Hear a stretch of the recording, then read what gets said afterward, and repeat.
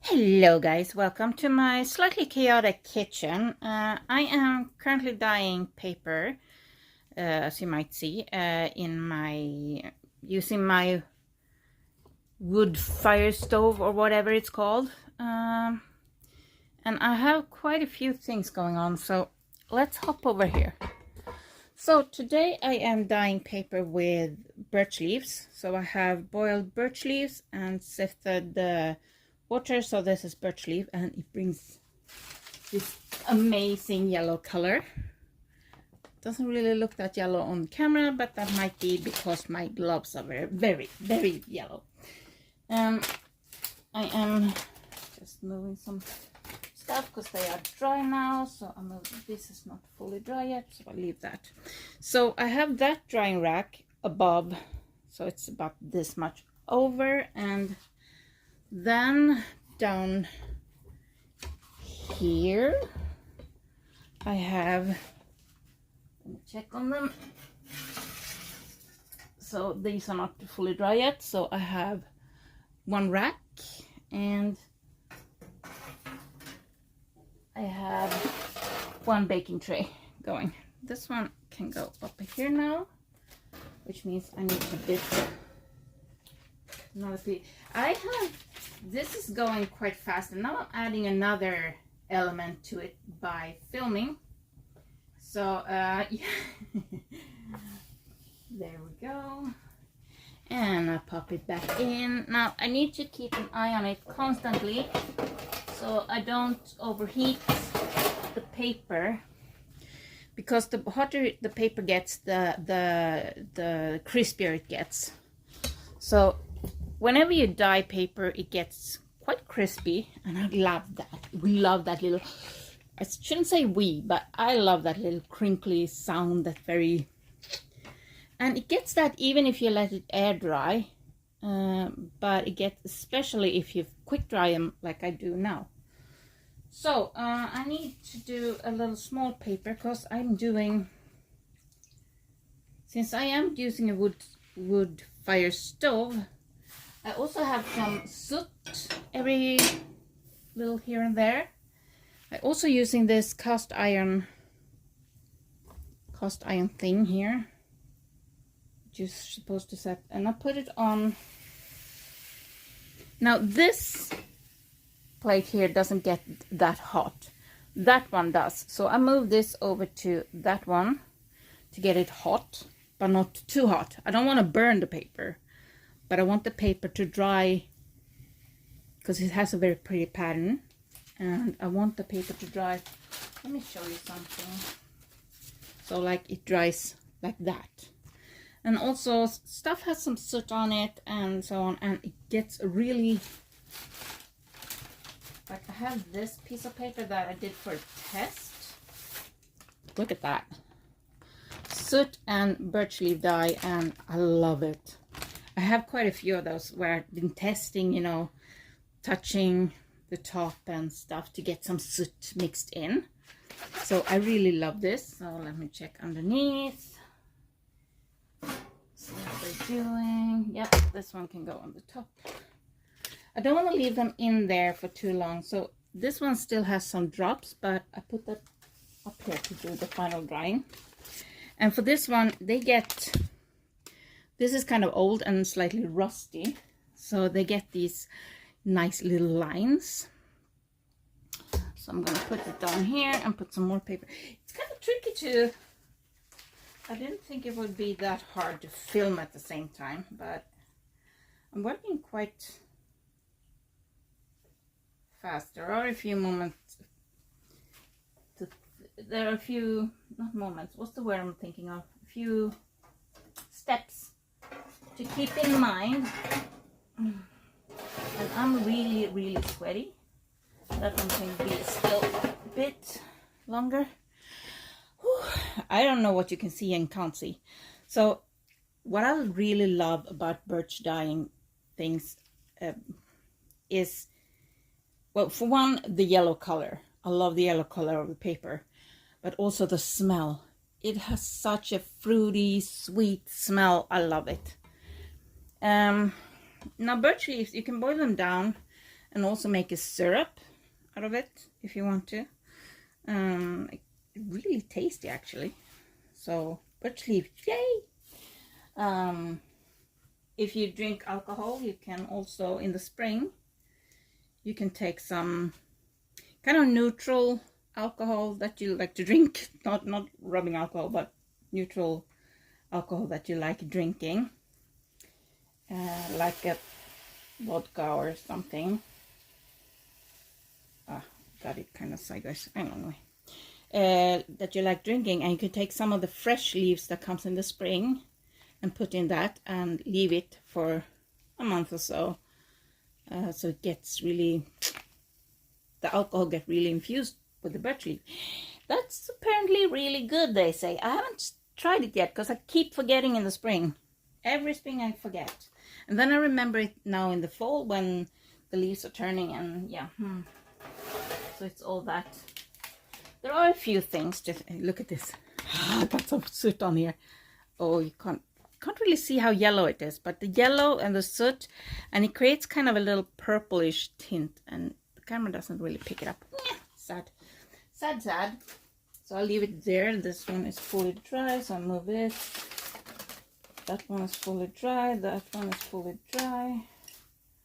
You can kind of see by the color. This one still has some drops on it, which is really weird because it's very dry otherwise. But that feels a little bit weird. Some of it is from my gloves because they get wet. Obviously they get wet. So I have a towel in my pocket that hangs out, so I dry my gloves every now and again when I try to touch stuff. Now, one thing to think about when you're dyeing paper, so over here I have put together the paper I want to dye, because you are going to drip on them, because you will have water on your, well, dye on your hands. You're kind of in the way when I do this now. So this one's getting a bit further out. Yeah. Okay, let's shovel it in. Let's check this part. Yeah, that one is dry enough to go on the top. These are dry now, so I'll move those. So this goes quite fast. And it's also very warm in here because I have the fire going. Now I hear a lot of you have had quite hot summer. And I haven't. It's been really cold and damp and rainy. And my joints haven't been too happy with me. So I've been in a lot of pain and stuff all summer due to the damp and the cold. So I hope you guys are doing okay, and if you need to stay cool, maybe come for a visit because it's cold. Today I'm wearing kind of a t-shirt and shorts only because I'm indoors and it's warm because I have the fire going, and I need to keep checking on the fire. Need to put in more firewood. There we go. If you wonder what this is, that's hot water for, I'm also doing laundry in the bathroom. So multitasking is a thing, I hear. But anyway, so this is what I do. I just take a piece of paper, dunk it in the water. Now this is not hot, but it's warm-ish. And also wear gloves. I didn't yesterday.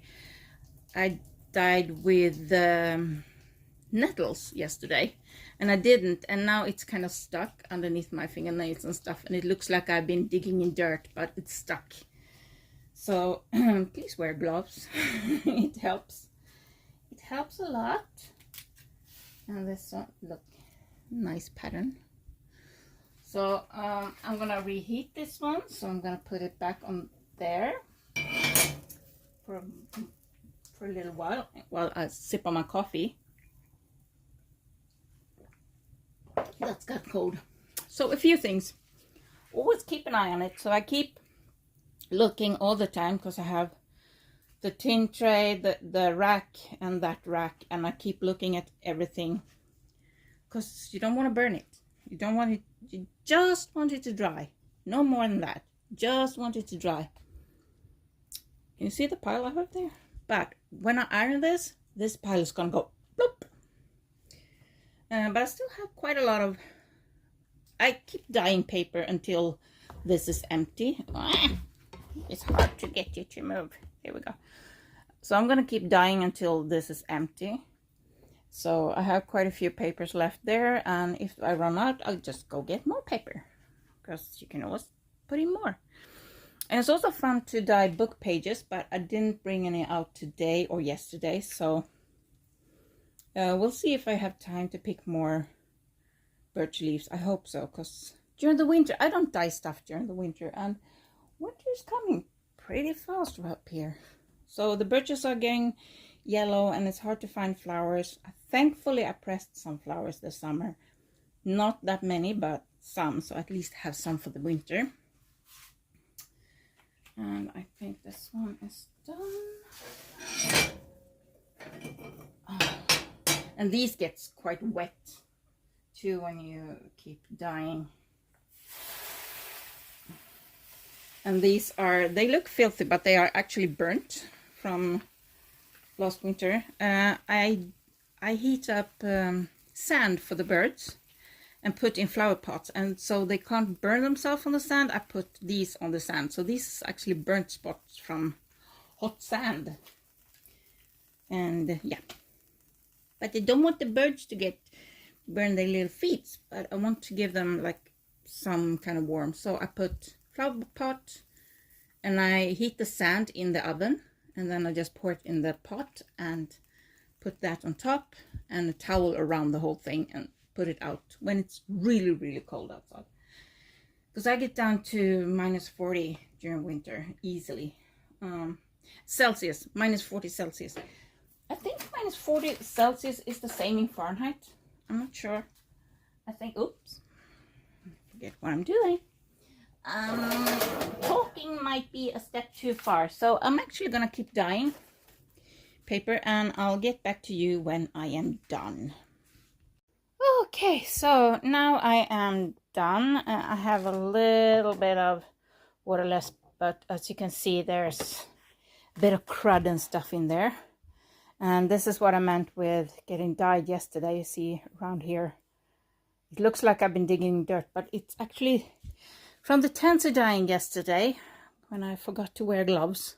And this is the towel after 2 days of dyeing stuff. This is what it looks like. So if you use any form of cloth or something while you're dyeing stuff, please use something you're not, you don't mind getting spotty, because this is dyed now. You can bleach it and stuff, but it's gonna sting.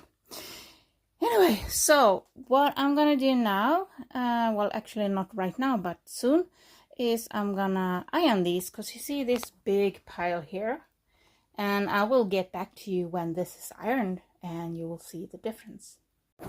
Hello guys. Okay, so now it's time to iron these, and these are the birch leaf dyed ones, and these are the nettle dyed ones. And sometimes, I'm gonna tell you this before you do it, if your ironing board is something you're like care about, and you don't want it to look like this, when you're using iron and stuff for crafting, please use a different cover. You can buy these cheap covers. I bought this at dollar store. It's falling apart. I use this when I iron clothes, because I do that less than I iron stuff for crafting. So I'm gonna put this aside, because I don't want to get that one dirty. So I use that one for like clothes and curtains and stuff like that. You know, I was talking about autumn is here. This is what it looks like. I had to pause a bit. I started coughing. So I am now gonna iron these, and just note how big the piles are right now. This is quite big, and I will get back to you when I'm done. There's not really any science to this. Just know that sometimes Now, I've used this one for crafting for quite some time, so you can see there's glue and all kinds of stuff here. Anyway, sometimes some things you dye with, if you're using steam like I am, I have steam in here. No, I have water in there. It becomes steam when it comes out. Yes, I know stuff. Okay, so sometimes the stain goes through. So again, if you are careful with your ironing board, put something over it, like broken old sheet or, you know, just something, you know, to collect it. But I find dye, when whatever you dyed with, if you dyed with berries or something, if it goes through into the ironing board, usually it's stained forever. It's not going to go into your clothes, but it can do, depending on what you are dyeing your papers with. So now I'm going to iron these and I'll get back to you later. Oh, I just had to pause. I still have a lot to iron left, but look at these. It's like galaxies. How awesome are these? The other side is not the same, but it's still really awesome. But look at these. I mean, they are like, wow. And this is just because the papers were really wet and there were some, you know, residue soot on the baking sheet. And the soot and the dye. Wow, look at these. Oh my God, I am so in love. Now, I didn't get these on all papers, but I did get them on quite a few. I have one under here too. That's awesome. Oh, this makes me so happy. I'm all tingly and jittery and happy and yeah. Men haven't made me tingly and happy and like give me goosebumps in years, but papers, yes. Okay, I'm gonna finish ironing. I still have all the nettles. I still have all these left of the birch leaf dyes. Oh, mosquito. Birch leaf dyed papers. I still have these to iron. I went through quite a few, and I still have the nettle papers to iron too. I'm watching Babylon 5 actually on DVD, and I'm watching the autumn leaves, and I'm thinking maybe I can pick some of the green leaves still on some of the trees, and maybe can do another batch before winter. But the weather is kind of yucky today. Yeah. Okay, I'm back to ironing. Okay, so now I've finished ironing these. The birch leaf is no like huge surprises. What's funny is what's interesting is the soot.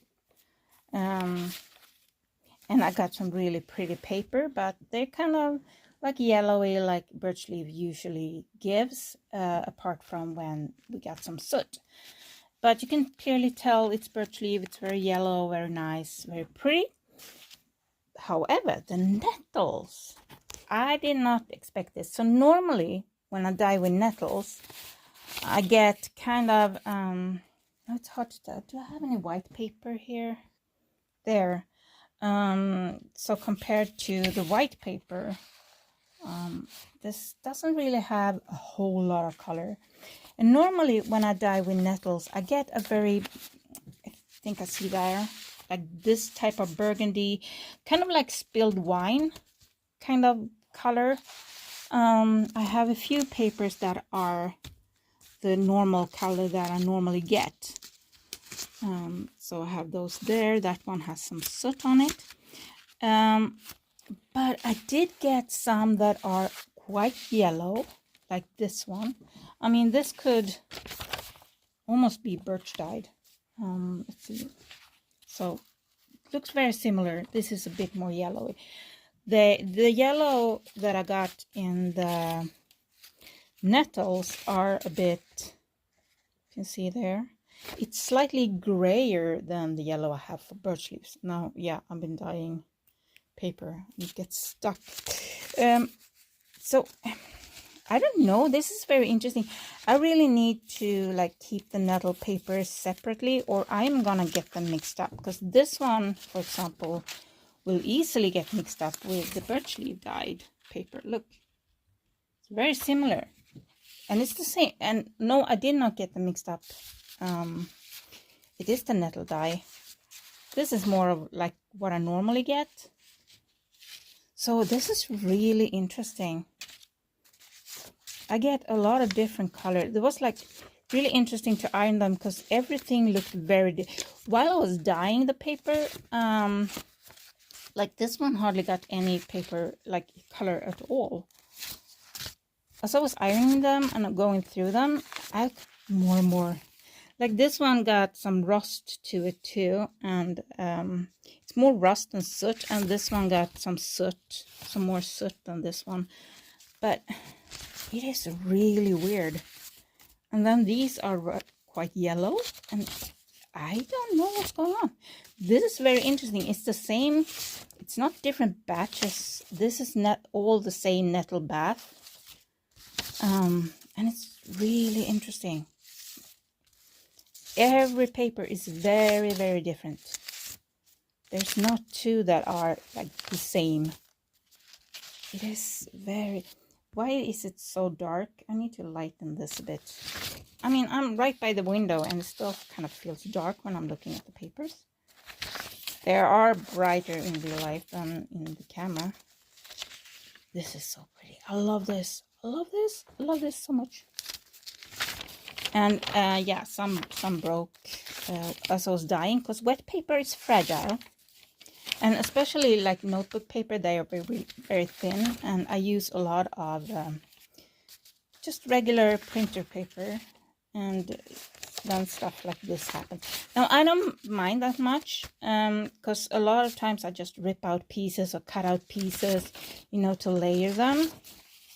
But you can see every paper is different. The nettles were really interesting. So I feel like my friends still have a lot of fresh nettles. My nettles are kind of withering away. They are done for the year. But my friends still have a lot of nettles because she has chickens. So they get a lot of fertilizer.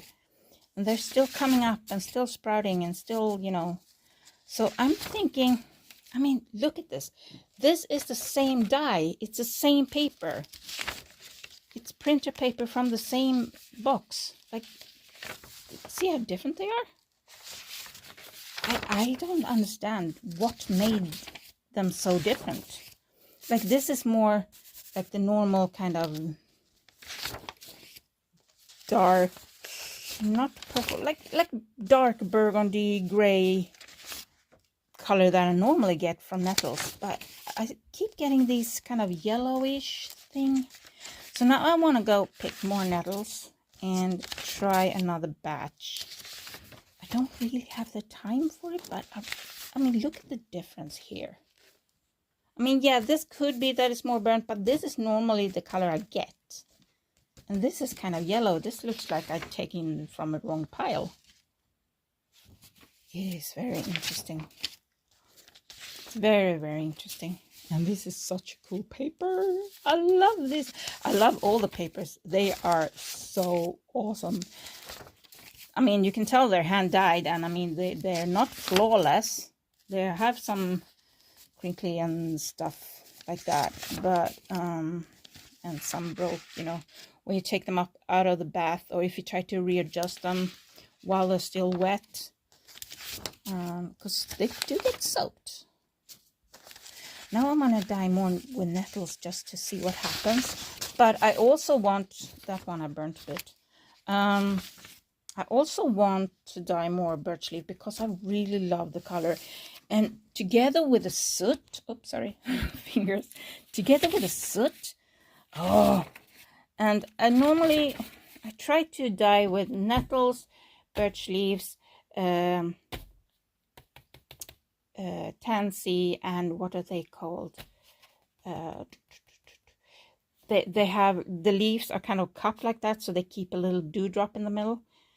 In Sweden, they're called dagopa because it's like a cup and it's dew in there. I can't remember the name of them in English right now. Nope. Anyway, so this is so, I mean, look at these. So these two are kind of similar, and this one just, no. It's really weird. It's really weird. I love it. I'm not complaining. I just find it really weird. And now I'm going to do more. So this one has some soot on it. And I love that. The soot is kind of, I mean, you can tell here, like it's kind of melting into it and like, ooh, and it's not coming off. It's not coming off. It's not like loose soot on top. It kind of blends in with the, because you dip the paper in the water, so the paper is like really wet through. So when the soot gets in, it kind of blends in with the dye and just stay. And I love this. I love how different they are, but I definitely need to keep the nettles in like a separate binder or something, because I'm going to get them mixed up, because all the nettles look really different. And this one, I think, might be one of my favorites, because it has, can't really tell. Oh, why is my camera so yucky? If I lighten it, no. Well, anyway, it has like these purple lines from the grid, and then they have some like yellowish lines, and look at that edge. Come on, focus. Look at that. No, come on, focus. Right there. There, good. Good camera, yeah. So, yeah. Ooh, I'm so happy. I'm so happy. But you see the storage difference here? Like prior ironing and then after ironing.